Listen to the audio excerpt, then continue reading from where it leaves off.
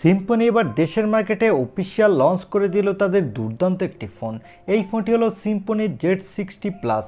আর এই ফোনটিতে কম দামের মধ্যে দেওয়া হয়েছে সবথেকে দুর্দান্ত স্পেসিফিকেশন। এখানে পেয়ে যাবেন কম দামের মধ্যে ভালো একটি গেমিং প্রসেসর, সাথে পেয়ে যাবেন ভালো ডিসপ্লে আর ভালো ক্যামেরা সেটআপ। আর এই ফোনটি লুক ও ডিজাইন তো এক কথায় দুর্দান্ত।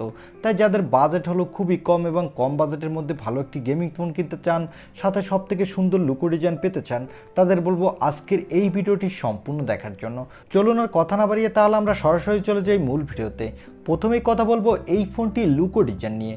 এই ফোনটির লুক ও ডিজাইন অনেকটা হুবহু সিম্ফনি Z60-র মতো প্রায় সেম, তবে এই ফোনটির ব্যাক প্যানেলে পেয়ে যাবেন গ্লাসের প্রোটেকশন। আর এই ফোনটির ব্যাক প্যানেলে দেওয়া হচ্ছে ডুয়েল ক্যামেরা সেটআপ এবং এই ফোনটির বডি ফ্রেমটিও কিন্তু প্লাস্টিকের। আর এই ফোনটির ফ্রন্টে পেয়ে যাবেন একটি মিডল পাঞ্চল কাটিং সেলফি ক্যামেরা, আর এর বেজেলস থাকছে খুবই কম এবং এই ফোনটির নিচের দিকে পেয়ে যাচ্ছেন USB Type-C এবং স্পিকার, সাথে পেয়ে যাবেন একটি 3.5 মিলিমিটার হেডফোন জ্যাক। ওভারঅল এই ফোনটির লুক ও ডিজাইন কিন্তু দেখতে বেশ দুর্দান্ত লাগছে। এবারে কথা বলবো এই ফোনটির ডিসপ্লে কোয়ালিটি নিয়ে। এই ফোনটির ডিসপ্লেটির সাইজ হলো 6.52 ইঞ্চি মাপের একটি HD+ IPS LCD ডিসপ্লের সাথে থাকবে 90 Hz রিফ্রেশ রেট।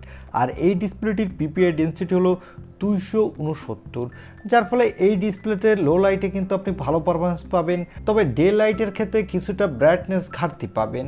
তবে ওভারঅল বাজেট বিবেচনা করতে গেলে এই ফোনটির ডিসপ্লে সেকশন কিন্তু ঠিকঠাকই আছে। এবারে কথা বলবো এই ফোনটির ক্যামেরা কোয়ালিটি নিয়ে। এই ফোনটির ব্যাক সাইডে পেয়ে যাচ্ছেন ডুয়াল ক্যামেরা সেটআপ, যার প্রাইমারি লেন্সটি হলো 50 মেগাপিক্সেলের, সাথে পেয়ে যাবেন 2 মেগাপিক্সেলের একটি ম্যাক্রো লেন্স।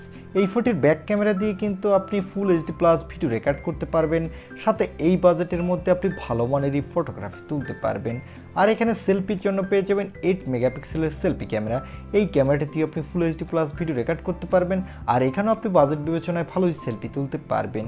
এই ফোনটির ফ্রন্ট এবং ব্যাক ক্যামেরা সেটআপ আমার কাছে বাজেট বিবেচনায় ঠিকঠাকই আছে বলে মনে হয়েছে। এবারে কথা বলবো এই ফোনটির মূল লেটেস্ট সেকশন, অর্থাৎ এই ফোনটির প্রসেসর নিয়ে।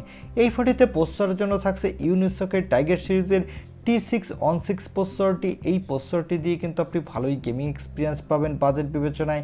এখানে পাবজি, ফ্রি ফায়ারের মতো গেমগুলো প্লে করতে পারবেন, তবে হাই সেটিংসে প্লে করতে পারবেন না, সেক্ষেত্রে অনেকটা ল্যাগিং ইস্যু দেখা দেবে। আর এই ফোনটিতে আউট অফ দ্য বক্স পেয়ে যাবেন Android 13। এখানে সিকিউরিটির জন্য পেয়ে যাবেন সাইড মাউন্টেড ফিঙ্গারপ্রিন্ট সেন্সর এবং ব্যাটারির জন্য পেয়ে যাবেন 5000 mAh একটি ব্যাটারি, সাথে পেয়ে যাবেন 18 ওয়াটের একটি ফাস্ট চার্জার। আর এই ফোনটি মার্কেটে আপনি দুইটি কালার ভেরিয়েন্টে পাবেন। এবারে জানিয়ে দেব এই ফোনটি কত দামে লঞ্চ হয়েছে এবং এই ফোনটি যে দামে লঞ্চ হয়েছে এই ফোনটিকে এই দামে আপনার নেওয়া ঠিক হবে কিনা।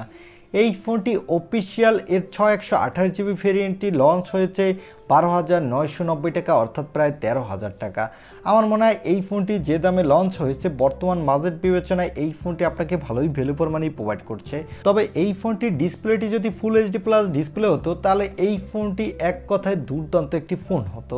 আমার মনে হয় আপনি চাইলে এই বাজেটে এই ফোনটি নিতে পারেন।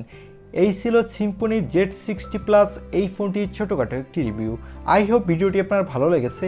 আর ভিডিওটি যদি ভালোই লেগে থাকে তাহলে অবশ্যই একটি লাইক দিয়ে আমাদের চ্যানেলটি সাবস্ক্রাইব করে পাশে থাকা বেল আইকনটি প্রেস করে রাখুন।